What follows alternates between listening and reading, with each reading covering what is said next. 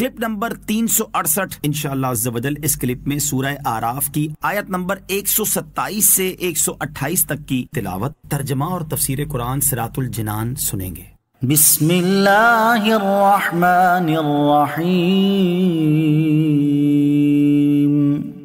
اللہ کے نام سے شروع جو نہایت مہربان رحمت والا ہے۔ وقال الملأ من قوم فرعون أتذر موسى وقومه ليفسدوا في الأرض ويذرك وآلهتك قال سنقتل أبناءهم ونستحيي نساءهم وَإِنَّا فَوْقَهُمْ قَاهِرُونَ۔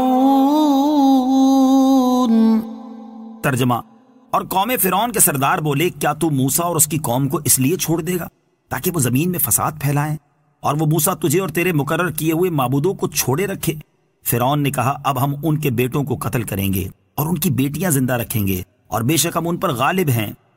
وقال الملأ من قوم فرعون، اور قوم فرعون کے سردار بولے اے فرعون کیا تو حضرت موسیٰ علیہ السلام اور ان کی قوم کو اس لیے چھوڑ دے گا تاکہ وہ اس طرح فساد پھیلائیں کہ مصر کی سرزمین میں تیری مخالفت کریں اور وہاں کے باشندوں کا دین بدل دیں؟ سرداروں نے یہ اس لیے کہا تھا کہ جادوگروں کے ساتھ 6 لاکھ آدمی بھی ایمان لے آئے تھے۔ سرداروں نے فرعون سے دوسری بات یہ کہی کہ اور وہ موسیٰ تجھے اور تیرے مقرر کیے ہوئے معبودوں کو چھوڑے رکھے، یعنی نہ تیری عبادت کریں اور نہ تیرے مقرر کیے ہوئے معبودوں کی پوجا کریں۔ مفسر سدی کا قول ہے کہ فرعون نے اپنی قوم کے لیے بت بنوا دیے تھے اور ان کی عبادت کرنے کا حکم دیتا تھا اور کہتا تھا کہ میں تمہارا بھی رب ہوں اور ان بتوں کا بھی۔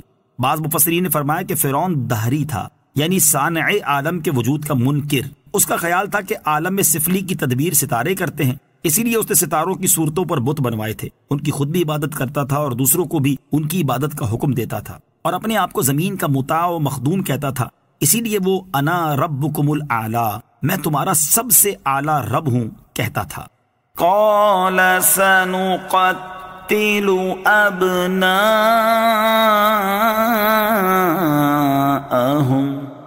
فرعون نے کہا اب ہم ان کے بیٹوں کو قتل کریں گے۔ فرعون کی قوم کے سرداروں نے فرعون سے جو یہ کہا تھا کہ کیا تو موسیٰ اور اس کی قوم کو اس لیے چھوڑ دے گا تاکہ وہ زمین میں فساد پھیلائیں، اس سے ان کا مطلب فرعون کو حضرت موسیٰ علیہ السلام اور آپ کی قوم کے قتل پر ابھارنا تھا۔ جب انہوں نے ایسا کیا تو حضرت موسیٰ علیہ السلام نے ان کو نزول عذاب کا خوف دلایا۔ فرعون اپنی قوم کی خواہش پوری کرنے پر قدرت نہیں رکھتا تھا کیونکہ وہ حضرت موسیٰ علیہ السلام کے معجزے کی قوت سے مرعوب ہو چکا تھا، اسی لیے اس نے اپنی قوم سے یہ کہا کہ ہم بنی اسرائیل کے لڑکوں کو قتل کریں گے اور لڑکیوں کو چھوڑ دیں گے۔ اس سے اس کا مطلب یہ تھا کہ اس طرح حضرت موسیٰ علیہ السلام کی قوم کی تعداد گھٹا کر ان کی قوت کم کریں گے۔ مزید یہ کہ عوام میں اپنا بھرم رکھنے کے لیے یہ بھی کہہ دیا کہ ہم بے شک ان پر غالب ہیں۔ اس سے اس کا مقصود یہ تھا کہ عوام کو پتہ چل جائے کہ اس نے حضرت موسیٰ علیہ السلام اور ان کی قوم کو کسی عجز یا خوف کی وجہ سے نہیں چھوڑا بلکہ وہ جب چاہے انہیں پکڑ سکتا ہے۔ یہ بات وہ اپنے منہ سے کہتا تھا، جبکہ فرعون کا حال یہ تھا کہ اس کا دل حضرت موسیٰ علیہ السلام کے روب میں بھرا پڑا تھا۔ قال موسى لقومه استعينوا بالله واصبروا إن الأرض لله يورثها من يشاء من عباده والعاقبة للمتقين۔ ترجمہ، موسیٰ نے اپنی قوم سے فرمایا اللہ سے مدد طلب کرو اور صبر کرو، بے شک زمین کا مالک اللہ ہے، وہ اپنے بندوں میں جسے چاہتا ہے وارث بنا دیتا ہے اور اچھا انجام پرہیزگاروں کے لیے ہی ہے۔ قال موسیٰ لقومه، موسیٰ نے اپنی قوم سے فرمایا۔